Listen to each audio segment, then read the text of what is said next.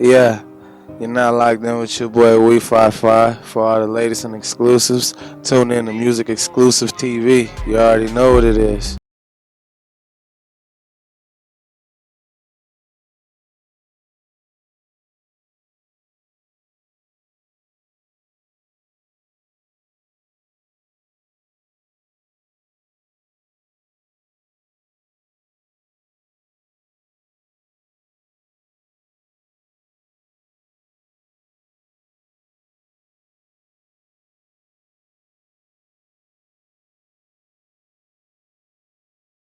You are watching Music Exclusives TV, and I'm your host, Tabitha Williams, sitting here with WE55, repping Pasadena, California.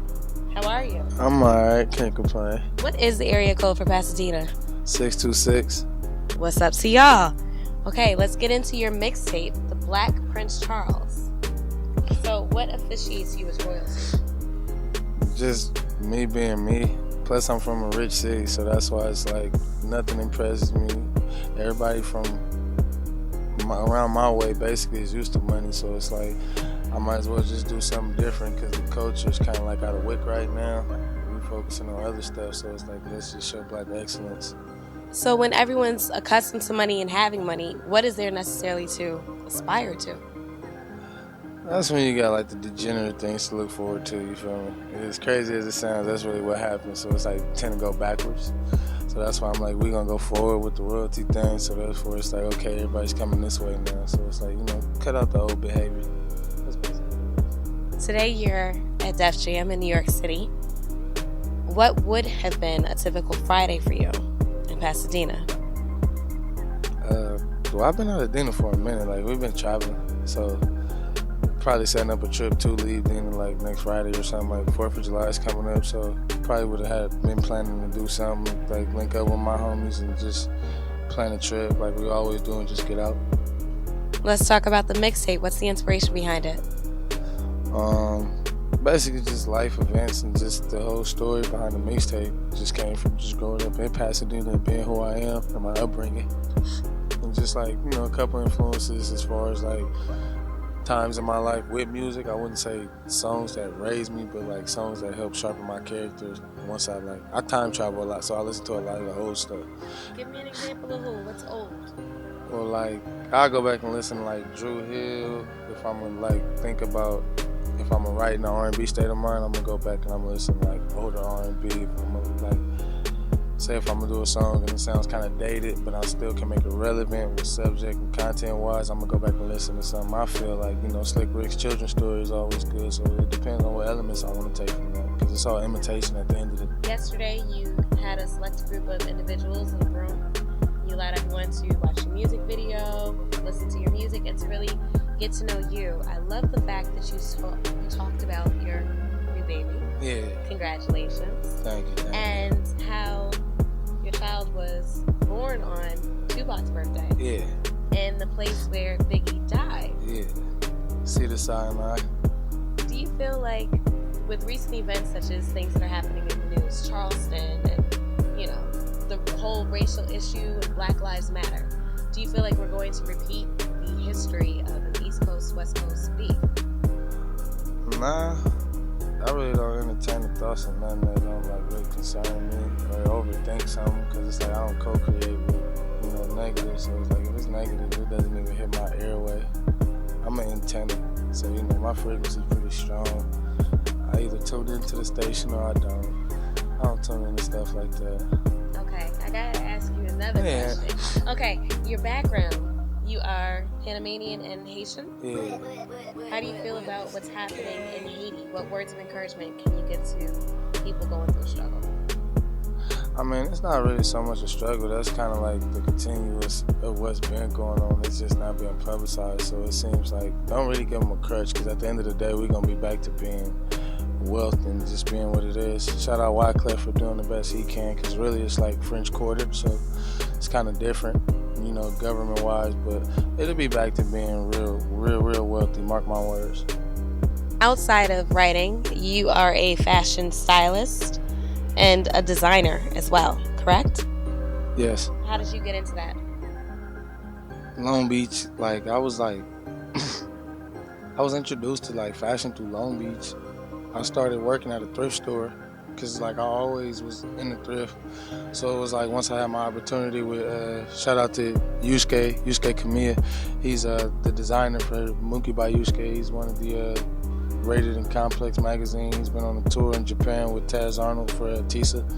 So like I started out with them on East 4th Street downtown Long Beach, and it was like once we started doing like the Fairfax sale type things, like outside sales, I was just like sell out crazy. So he was like, yo bro, like work the store. So I was like, all right, I'll work the store, like it's not a problem. So started working the store. Then it was like my big bro Compton Menace was just always having me around. So it was just like him having me around, I was just always around it. I would give clothes to whoever was around, like Wiz, shout out Wiz. He was the first one to openly accept something. So after that, he was like, yo bro, my picture at TMZ. I'm like, what? TMZ? I looked, Menaces on TMZ wearing a beanie. So after that, they was just like, do our PR. I was like, what is that? It was like, just get it to the people. I was like, oh, I can do this. And that's how that came. And then it was like I started hating recycle fashion. So cut and sew became something I started doing. My big bro wardrobe. Shout out to Rich Bums. This is what I'm wearing right now. So cut and sew and just styling and designing came from that.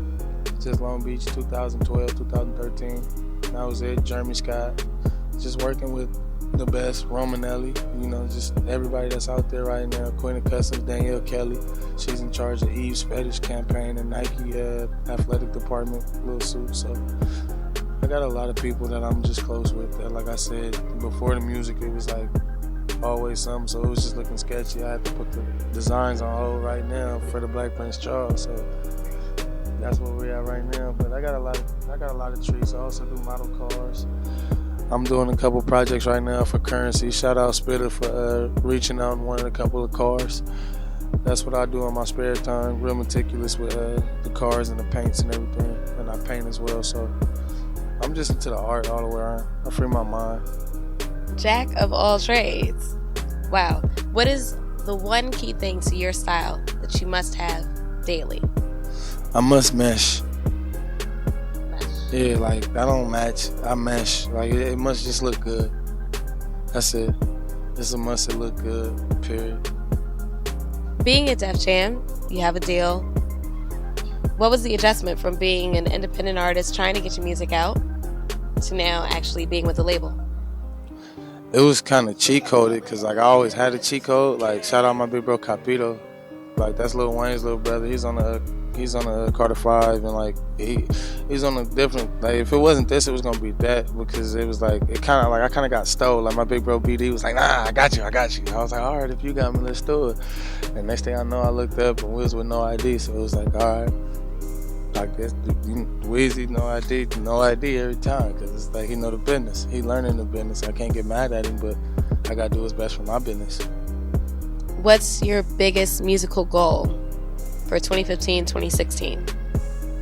I'm just growing with my success. So at the end of the day, I'm already a new Jackie Robinson from my city. So I'm just trying to make myself proud. And then when I walk back home, I know what the embrace is, because we got parades every year like everybody else does. So it's like, you know, the acceptance will be there. You know, the accomplished level will be there. The love will be there. It's just everything will be there. It'll line up. It'll make sense. Tell me, WE55, what is the meaning behind the name? Oh, well, it's WE55. Okay. But that's a common error, though. But good, it's a good thing, though, because controversy sells. That's kind of like how they heard about me, too. So it works in my favor. As long as you're talking about that we guy. We in French is yes. So as long as you're talking about yes, you dig? But it's just basically my name is like West. So it's like take off the S, and, you know, life is, you know, extra easy at one point. Everybody was rolling. Summer 2000, like 8, 9, everybody was geeks. So that, you know, fifth letter in the alphabet is what? So it's just we, you know. Some people just, you know, it's silent, but, you know, they're looking at it as a number instead of a letter. So it's like, it's a cool thing. Very cool indeed. For more info about WE55 and his Instagram, Twitter, where to get his music, be sure to stop by and subscribe to Music Exclusives TV and musicexclusives.com. I'm your host, Tabitha Williams, and thank you so much for watching Music Exclusives TV. Bye, guys.